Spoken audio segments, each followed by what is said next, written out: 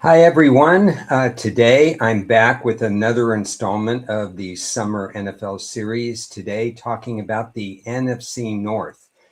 I enjoyed talking about the NFC East. I had a lot of opinions. I really have a positive viewpoint from the NFC East this year as compared to last year.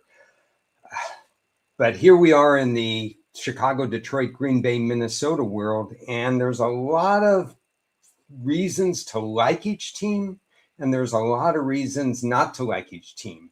So I'm going to get into it with the PowerPoint presentation. And as you look at this, either live or in your own spare time, and you want to make some comments and so on, please guide me along because this is a tough one. I haven't reached firm conclusions on this one, but hopefully these data points will help in terms of what can we really think about for this, for these teams in the division. What's going to be the order that they finish? It's really going to be something. I don't know. Let's start with Chicago. Some unbelievable stats last year. Remember how much bad luck or bad coaching, end of game coaching there was in 2024? That completely flipped with Ben Johnson in the building. He was innovative. They won a lot of the close games. They flipped the turnover ratio, plus 22, obviously number one in the NFL. Each turnover worth 3.5 points. That means we're talking about 77 free points that Chicago generated. And that was really the difference between them reaching the title. They won the title in the NFC North. The pass defense did lag behind 66.6%, so that needs to be worked on. 24 sacks allowed. If you remember the year before Ben Johnson got there, they allowed in excess of 60 sacks. So this was quite the turnaround. He really helped Caleb Williams become a more complete quarterback, and that was only with a few months before the season started. He's hired in January. They get to the training camps, not even the training camps, but the workouts that happened right after the draft in June. So he didn't have a lot of weeks to work with Caleb, and yet they produced a lot of good things together in year number one. 4 years prior to last year, 234 sacks allowed. Between the turnover ratio and the defensive pressure, this got turned around. Free agency this year, the offensive line was fortified yet again. I love how the Bears, they don't always hit on the offensive line, but they understand its importance. And so they continue to look at the offensive line year after year. Unfortunately for them, 300 tackles worth of secondary gone. 5 defensive players, 3, maybe even 4 starters during the season gone. They have to rebuild the secondary. Every team has good points and bad points about the schedule, and the schedule gets more complicated each year. You've heard me talk about that. It's not just using models, but we have so many inequities in terms of rest days that it just gets crazy. The Bears are the darlings right now. They're going to have 7 standalone games, so they're going to have highs and lows in the schedule, but they are going to have a plus 15 rest differential. That's huge when it comes to the fact that they're going to be more rested than their counterparts. Good balance there. Very different type of class this year from Ben Johnson. A lot of niche positions and niche players. Xavier Thomas was drafted for his return skills. Sam Roush was drafted for his blocking skills. Last year, of course, they drafted Loveland, and he was outstanding, especially at the end of the year when everything clicked the last 4 or 5 weeks, almost 100 yards per week for Loveland. Now they complement him with a blocking tight end. They still have their other tight end on the roster, but that might change. You might see Loveland and Roche down the line. So a very different draft as they focus on the return game and the blocking. They still, like I said, got Logan Jones, one of the best centers available in this draft. And because Minnesota, their counterparts, who was expected to take a safety in this draft, Tiemann, they passed on him. The draft experts thought this was the guy going to Minnesota at 19. Instead, he drops to Chicago at 25. And obviously, maybe not on their radar. At 25, they didn't expect him to be there. But considering how their defensive secondary was shredded, obviously a good pickup there. So a very different, interesting type of class, a good, not great one, but it adds a lot of different touch points to the team. Unanswered questions. Will quarterback Williams have a breakout season? He knows it, and Ben Johnson knows it. He still needs to improve his accuracy. When you tread around 60%, that's really low for NFL starting quarterbacks. Certainly NFL top 15 starting quarterbacks tend to be in the 65+% range. But now that he's had a full year to learn the system and work with Caleb Williams, Ben Johnson, Caleb Williams, this could be really just the tip of the iceberg. There could be a real positive to having Williams for this full year. That could keep them at or near the top when some other things may move them down. We have to know we have to ask the question, was last year more of an anomaly? That's going to be interesting. I think the goals are the same for me and for the team. I don't know if they can repeat as champions with the first place schedule and the extra expectations, and they're not going to replicate a +22 turnover ratio, not with a rebuilt secondary. But making the playoffs is a realistic goal for them and should be the goal for them. They don't want to miss the playoffs. Win total is a steady 9.5. My power rating is 26.5. You've heard me mention that 25.7 is about my average power rating. So I see this team as about a 9-win team, maybe 9.5-win team. So we're in the ballpark here.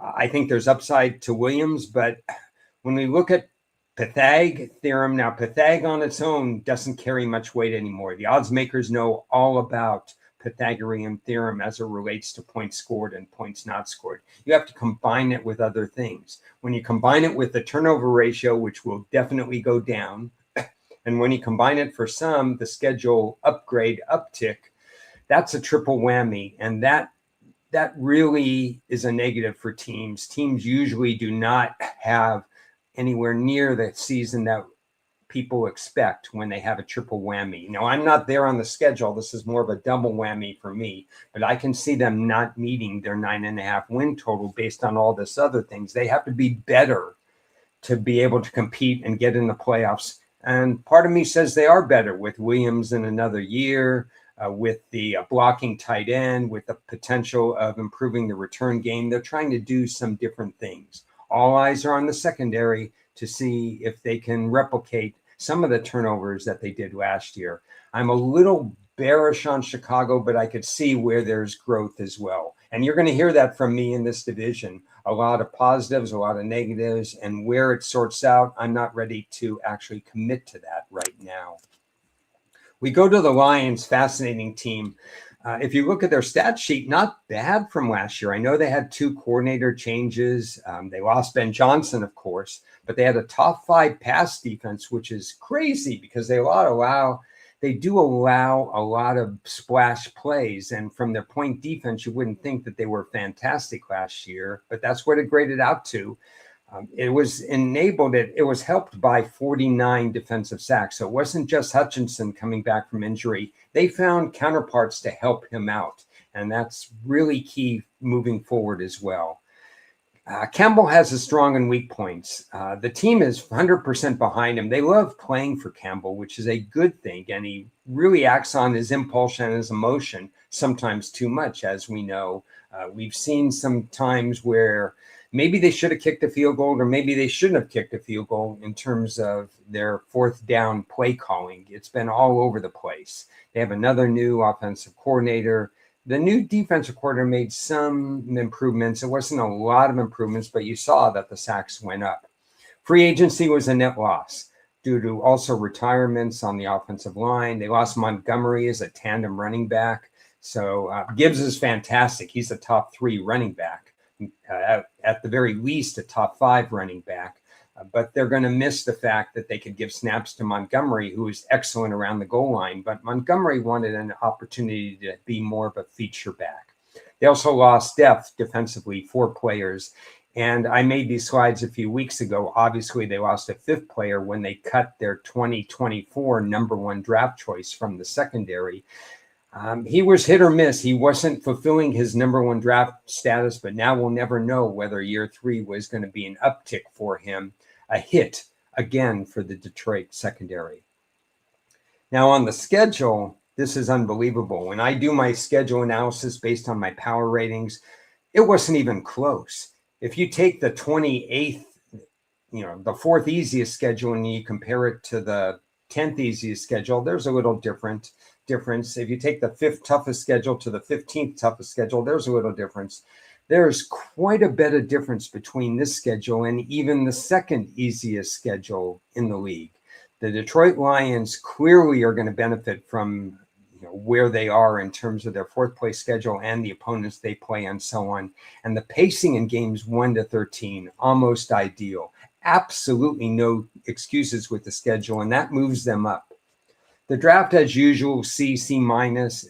They don't do a lot in the draft. They usually make 2 or 3 bonehead trades. Trades weren't as bad this year. They got players that kind of fit the Detroit, the Michigan culture, if you will, with edge rusher and linebacker. Blake Miller is probably an instant starter and a very good fit for them. I had Blake Miller as probably in the 25 to 30 range in terms of talent, first round talent. Getting him at 17, that's not that much of a difference. It's plug and play. They need him. I showed you the previous stat about the offensive line losing some talent. So this is a good pick. The rest of the picks, more filler types than anything else, but they do get a starting offensive lineman. Unanswered questions. Why hasn't the secondary closed out games? I said that their pass defense improved, but they're still not shutting down opponents in key moments. 3 late NFC North road games. The NFL schedule maker scheduled their divisional counterparts home games early, road games late, and that means possibly in inclement weather. Can they survive that? Still, I think given this schedule, and you'll see with their win total, their goal and my goal would be the same. They need to win the NFC North. That's their goal. The secondary goal is making the playoffs, which they missed last year. But the first and foremost goal would be getting a home playoff game. 10.5 is their win total. 27.5 does not equate to 10.5 wins, but it does when you look at their schedule and you look at the power rating of the opponents that they're going to play. It does grade out to 10.5 and maybe even to 11. Obviously, this is a result of the schedule, but it was a result of the schedule for New England last year, and they drove the bus all the way to the Super Bowl. So Green Bay says, hey, you gave us this schedule. We think we're better than the teams that are on it. We have to prove it. Jared Goff is a top 10 quarterback. We have some top 10 receivers and so on and so forth. We're going to ride this schedule. 10.5 is a fair number. Net loss in talent, but based on divisional odds, they're still considered the divisional favorite. Metrically, I think they're better than what they showed in last year's 9-8 record.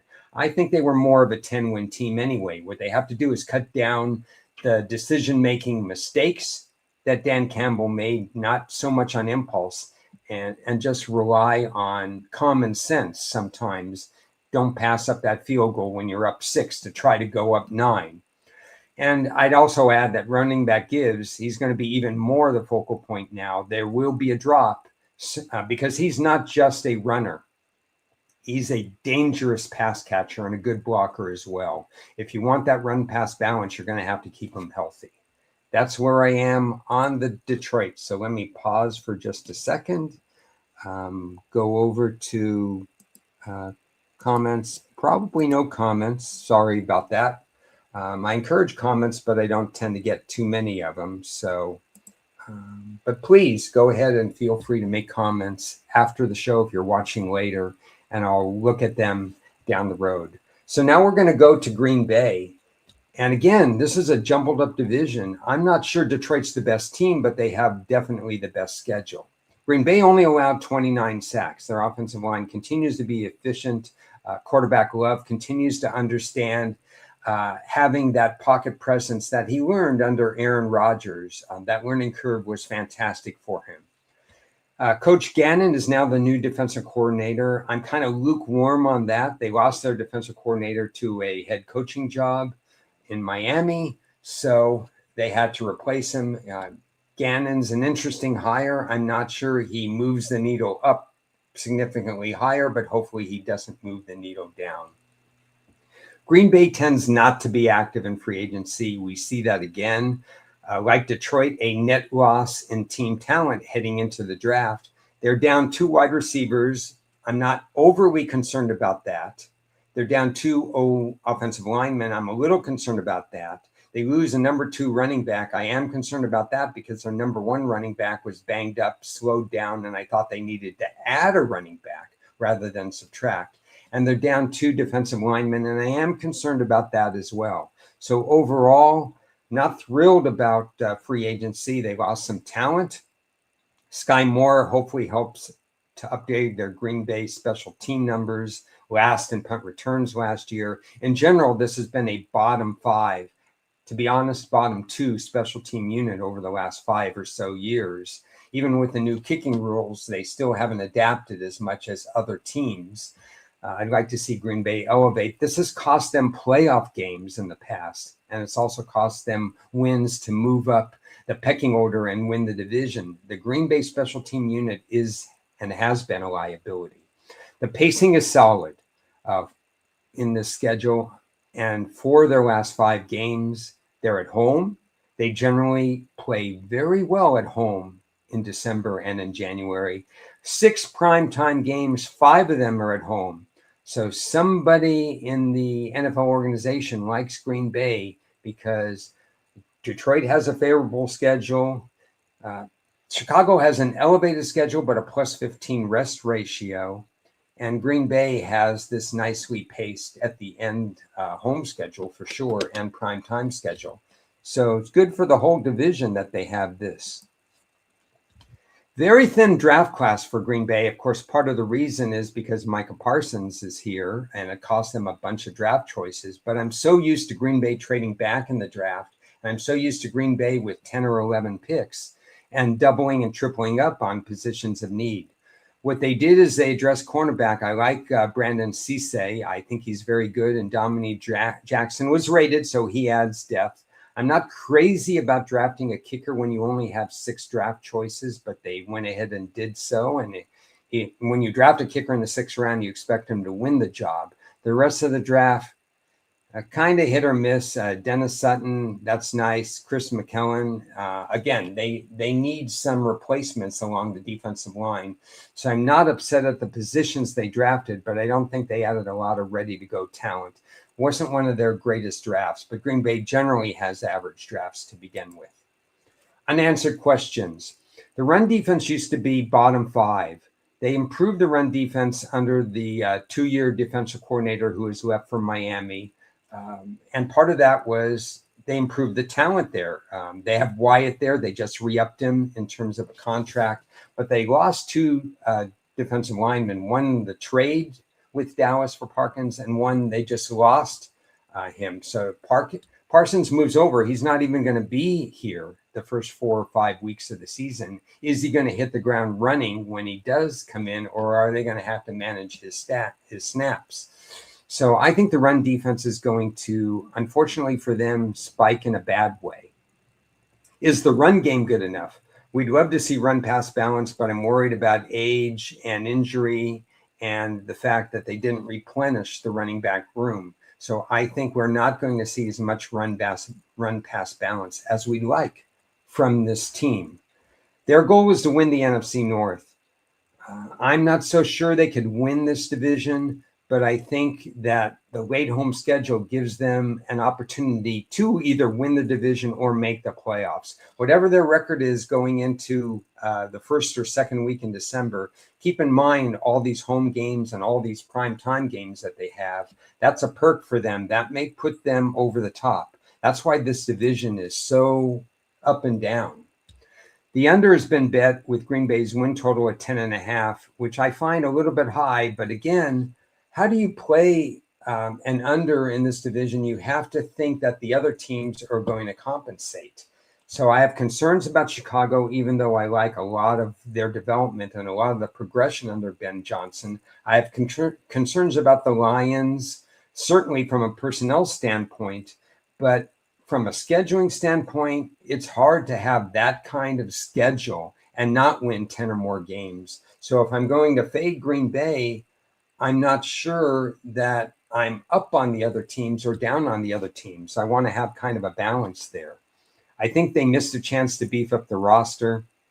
It's an important year for the wide receivers. They lost two wide receivers, including Dobbs, but they have Reed, who's a very capable wide receiver too. They have Watson, who, when he's completely healthy, threatens to be a wide receiver one. And they have second-year, very fast wide receiver Golden from the University of Texas, who might spike up this year. He was lightly used last year. He didn't quite make the jump from college to the NFL. Those three wide receivers are plenty good enough to carry the wide receiver room, but they have to reach their potential. And in Watson's case, he has to stay healthy. That's going to be interesting to watch because I like the wide receiver room. No excuse schedule. My question is, how good is the roster? We moved to Minnesota, who at one point they were 4-8, and then they won their last 5 games to get to 9-8, costing them the 4th spot in the division race. But still, 9-8, an excellent record. Kind of people, if you ask them what Minnesota's record was last year, most of them would say, oh, they didn't win as many games as they lost, but they actually did. And that was with, some issues at quarterback. Obviously, we know that they're trying to replace their quarterback rather than school him and make him better. But maybe competition makes him better. Has he had enough time to go ahead and be considered a failure yet? Do I think he should have been drafted in the top 9 like he was? No. The only reason I gave him a high second-round grade is because he was drafted to this team with this coach who has coached up quarterbacks such as Sam Darnold, helped turn his career around, and he might still help turn this quarterback's, I'm blanking on his name, unfortunately, his trajectory may still be higher. We'll see. But the bottom line is they allowed 60 sacks, but they did have a good run defense. And unfortunately for them, interceptions, the interception differential. Remember, they didn't draft any defensive backs last year. When I really got on this team, they had a bottom 3 draft last year, and that's why I faded them last year. Squeaked by because their number was 9.5. But they didn't draft any defensive backs, and Flores, who's an excellent defensive coordinator, made something out of nothing, but still they didn't have a lot of defensive interceptions. They had too many offensive interceptions, led to the -13 differential.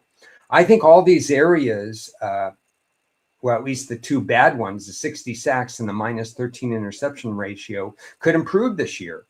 One of the reasons is because I've always liked this offensive line, and it's confounded me why they keep allowing so many sacks.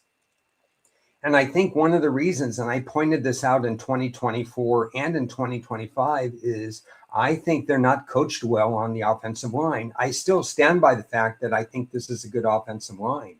Well, now we're actually going to find out. Was it the offensive coach's problem? Finally, they let go of him and they have a new offensive line coach. And we'll see. You can watch right along with me as September rolls around to see what the sacks look like, because these quarterbacks are not world beaters in terms of avoiding sacks, whichever quarterback wins the job. So I think we're going to see the offensive line, the new offensive line coach, make a difference. Maybe I'm wrong. We'll find out. They lost talent on defense. Right now, there's still the starting safety, the longtime starting safety is still scheduled to retire, but I haven't seen retirement papers yet. But let's just, at this point, plan that he's retiring. They lost their wide receiver 3, but they did add a wide receiver, Jennings, from San Francisco. So I think that cancels each other out, maybe even an upgrade. And of course, we're all waiting to see what Kyler Murray brings to the table. He's kind of your playground quarterback, your schoolyard quarterback, draw it up in the sand, make something out of nothing. But I think this is potentially a good move. 26th easiest schedule for Minnesota. 5 of their last 7 at home, so they're not going to be in cold weather. 7 true road games because they have 2 out of the country games, which is weird. That's probably not a great thing, but that gives them 8 home games, 7 true road games, and 2 neutral games. That's different than the rest of their division. So that's a perk. So each team in this division kind of has something, that a bone that they've been thrown in terms of the schedule. Not too bad. Minnesota went risky in round one. Caleb Banks didn't play a lot of games at the University of Florida, and he's off injury even in the offseason. I think he re-injured, actually. I think it was the knee, but whatever it was, he re-injured that body part. And so we don't know what he brings. We know that the potential is there, but everybody that I respect in the draft circles and in the draft war rooms expected this to be a second round selection. Now, I don't think he would have been available at 51. That's up for conjecture. They would have had to move up for him, but they passed on adding a talented safety at 18, and they could have traded up for Banks in the 40s or at worst in the upper 30s. And they could have Banks and a safety. That didn't happen. They drafted a lower rated safety, but at least a rated safety at pick 98.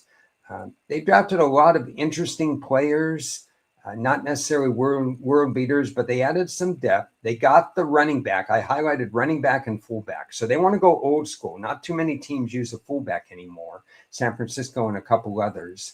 Max Breedson didn't have a carry, I think, in college. So he was strictly a blocking back.